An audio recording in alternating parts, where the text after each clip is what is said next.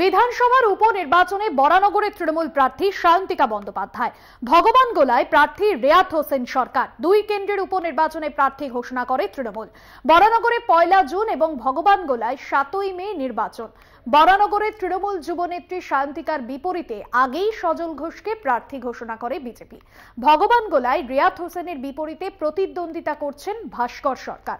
দুই কেন্দ্রের উপনির্বাচনেই প্রার্থী ঘোষণা করল তৃণমূল কংগ্রেস। লোকসভা নির্বাচনের পাশাপাশি রাজ্যের দুই কেন্দ্রে উপনির্বাচন রয়েছে। একদিকে বরানগরে তৃণমূল যুবনেত্রী সায়ন্তিকার বিপরীতে রয়েছেন সজল ঘোষ এবং সায়ন্তিকা বন্দ্যোপাধ্যায়কে বরানগরের উপনির্বাচনে তৃণমূল প্রার্থী হিসেবে নির্বাচিত করা হয়েছে। পাশাপাশি ভগবানগোলায় রেয়াত হোসেনের বিপরীতে প্রতিদ্বন্দ্বিতা করছেন ভাস্কর সরকার।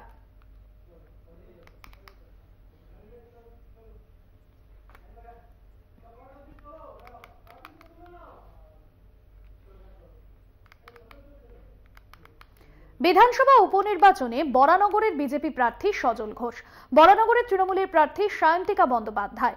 ভোটে জয়ের বিষয়ে 100% আত্মবিশ্বাসী সজল ঘোষ। কলকাতা টিভির একান্ত সাক্ষাৎকারে বরানগরের বিজেপি প্রার্থী।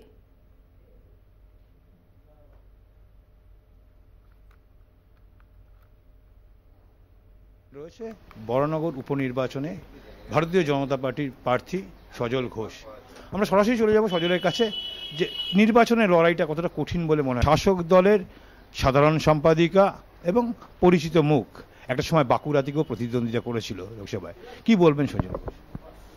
আমি তো চিনি না কি পরিচিত মুখ, কি নাম তার, কি নাম আমি সত্যি চিনি না।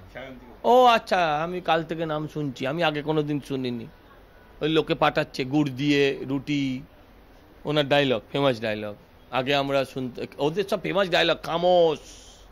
এখন এসছে গুড় দিয়ে রুটি, তারপর হচ্ছে চিনি দিয়ে চা, পু দিয়ে খা, এসব বলবে আর কি বিধানসভায় গিয়ে। আপনারা শুনবেন, আপনার এলাকার প্রতিনিধি। দেখুন, আমি একটা কথা বলি, আমার কাছে সায়ন্তিকা, অ্যাকোয়াটিকা, তো আমার কাছে এগুলো, আমাদের কাছে কোনোটাই কিছু ম্যাটার করছে না। আমরা অভিনেত্রীর সঙ্গে লড়ছি না, আমরা আসলে দলনেত্রীর সঙ্গে লড়ছি। বরানগর ঘুরে আসলেন, 100 ভাগ জিতবো, 100 ভাগ জিতবো। না জিতলে আপনি আমাকে এই ক্লিপটা আবার দেখাবেন। বরানগরের সবকটা পৌরসভা, সবকটা ওয়ার্ড তৃণমূল কংগ্রেসের, সবকটা চুরি করে ভোট করা, সবকটা চুরি করে ভোট করা। আচ্ছা, আপনি একটা কথা বলুন তো, সন্দেশখালী, সন্দেশখালীতে 98% ভোট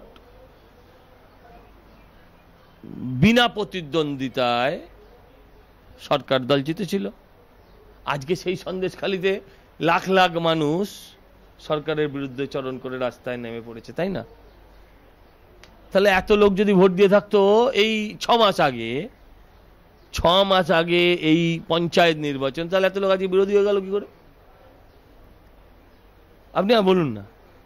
তখন ভোট দিতেই পারিনি, বরানগরও তাই। আমি বলবো 24 ঘন্টা তোমার পাশে থাকবো। একটা পাড়ার ছেলে যেমন করে থাকে তেমন করে থাকবো। জেতার ব্যাপারে 100 ভাগ নিশ্চিত, বিপক্ষে যেই হোক না কেন। ক্যামেরায় সুবীর সরকারের সঙ্গে দেবাশিস সেনগুপ্ত, কলকাতা টিভি।